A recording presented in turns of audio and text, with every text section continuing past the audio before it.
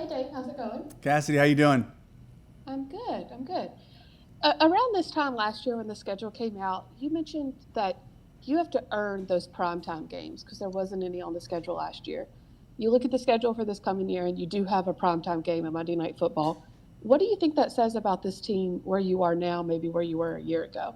Well, I just love the opportunities to be able to play those types of games. There's a couple of extra cameras, and you get to play under the lights, playing against a great opponent, and those are the types of games that we need, to become who we are. And the challenge is to go on the road, go across the country, and really feel the high stakes games. As we build this and we compete to win the division, the hope is that we are working ourselves into that the mentality of like, this is another game. We go about our preparation and our work the same way, so that we can go out there and just play our best. And then a couple of the guys have joked the past few weeks that, they really just wanted to see where that Green Bay game landed to make sure it wasn't in December. What what is your initial takeaways when you look at a schedule in May? Like, what are you looking for? For me, honestly, I don't look really far out. I want to know when the bye week is so we can kind of, plan out and just kind of think about when it hits, this year and this season, coming with having the bye week and then 4 games left, I think is a really cool opportunity for us to kind of see where we're at, regroup and finish. If you can kind of break up the season when it was 16 games, you could just talk about it in terms of quarters. You got your first quarter, second quarter, you got the halfway point, your third quarter, your fourth quarter finish, so I love that the bye comes and then you got those 4 games to finish, and we always talk about that with our mentality. So just looking at that, trying to figure out, where the divisional games fall in, right in the middle of there. We have about a stretch of 6 non-division games in a row. And that just allows us to kind of see some different teams, work on our craft, see different play styles defensively and offensively, that'll all be good learning lessons as we go. Awesome. Thank you. Yep.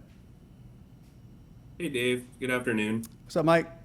Hey, you guys start off on the road 3 of your first 4 games, um, and then as you mentioned, have the late bye.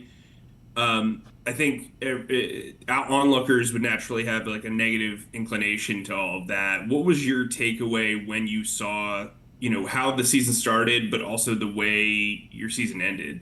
I mean, I just always look at road games as an opportunity for us to grow. I think the thing that people miss that happens when you do travel is you become closer as a team. You're all in the hotel. We're not going to our own beds, at night, kind of leading into the game. And so you travel together. You're in the hotel together.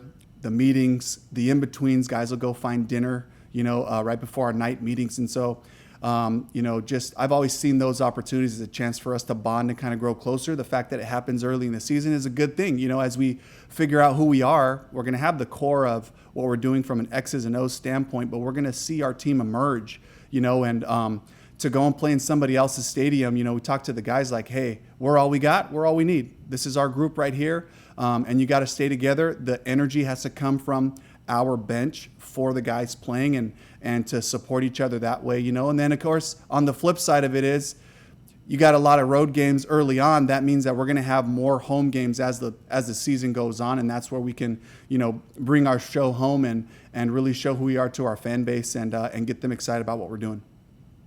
You brought up the last 4 games. Obviously, you've got a lot of connections to your last 3 games, and you had kind of the highs and lows with the Falcons and the Buccaneers throughout with the NFC battles. Are there specific matchups that you kind of say, "Wow, that's kind of cool. This is going to be a moment I'm going to remember"?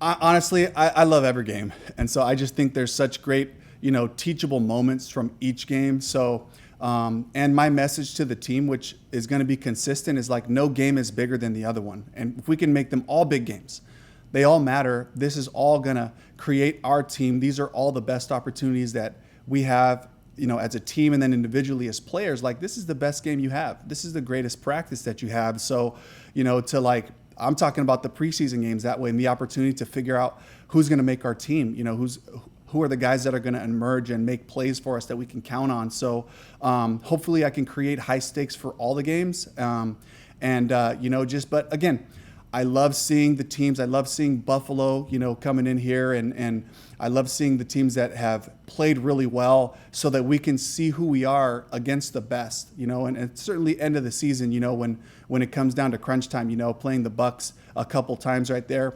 The quality control in me kind of sees that and goes, okay, well, I won't have a lot to break down when we play them the next time, and as a play caller, it's like, shoot, what plays didn't we call in the first one? Start with those, and then we'll add a couple more. So it does help the preparation in that regard, but it does make it challenging because you know that they have the same advantage on the other side when you play each other that closely together. Thanks. Yeah, Mike. All right, we will go to David, followed by Joe. Hey, Coach. One of the struggles of this organization the last 6 or so years has been struggling coming out of the gate. I think only 1 year you guys have had a winning record, after 6 or 7 games. How important, just looking at the schedule, the way it's set up, especially with the road games that Mike was talking about, how important is it for you guys to get out of the gate fast this year versus what's happened in the past? You're going to hate this answer. Every game is important. We're going to approach that first one just like we will the rest of them, and I wasn't here for the history of it. This is a new team. Every year is a different team. Guys are different. The guys that were rookies last year, they come in with a different mindset into this offseason, so I really don't know what our team is, who our team is, but we have an opportunity, especially early on, to kind of figure that out, some on the road. And so for me, it's I don't try to make any assumptions. I am open to, as far as we want to take this thing, it's going to take everybody. It's going to take all the players, the belief in our style, the belief in our systems, and just to kind of build off of the foundation that's been set about how we play football and the selection of plays, which we call our core. So we're going to lean on that. We're going to take every game one at a time, and we certainly are going to be excited to go down to Jacksonville and to see what we have then. But it's a long way from now, and of course our focus right now is to just like stack great practices, knowing it. But I will say this though, David, it does, when the schedule does come out, there is an excitement. There is an anticipation that makes it more real, and you start to kind of, set your sights on like how the season builds and all that. So I'll definitely admit that part of it, but it's my job, to make every day important, and we'll certainly approach that early on. Right, I kind of expected that answer. But when we look at the schedule, we'll see a stretch of games that are like, wow, that's a real tough stretch of games. What jumped out at you is, hey, this is a real tough stretch of games? I look at things as opportunity, and so I thought, to me, what stood out was 6 non-division games in a row. And to be able to see some different opponents, to see, there's new coordinators around the league, to get familiar with different styles of defense and the things that'll be thrown at us from divisions that we're not really familiar with, So I look at those things as, those are kind of like the teaching points of like, while they try to attack us with this a different way, or to kind of take those learning lessons and stack those things as we kind of settle into seeing a lot of divisional opponents, after that 6-game stretch, to finish. So I just kind of look at what are the opportunities that I have as the head coach to be able to present to the guys as challenges and opportunities for growth. Appreciate it. Thanks. Yep. Hey, Dave. Good to see you. Charlotte has a bowl game, obviously, every year.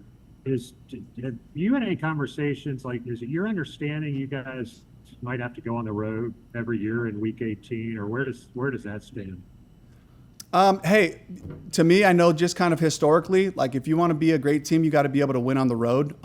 That's certainly in the regular season, setting yourself up, but then also in the postseason, you're going to have to travel, So, we ended up with Green Bay early in November. The weather can go either way, right? But if it was December and you're having to deal with the weather and elements, like you're faced with those challenges at times, and you may have to go somewhere in whatever round. You may have to go play in the cold, and so I just kind of look at all of these things as championship opportunities that prepare us for the challenges that may come up, So, that was kind of just one of the games that I was looking at is like, not necessarily like worrying about where that is, but seeing what challenge it might present that'll teach us something about how to play, how to handle weather, how to do these different things. And for the whole organization, of course, Don Toner, and getting all the equipment ready for a cold game and all that stuff. So all those things are exciting to me. It's all part of the league and part of,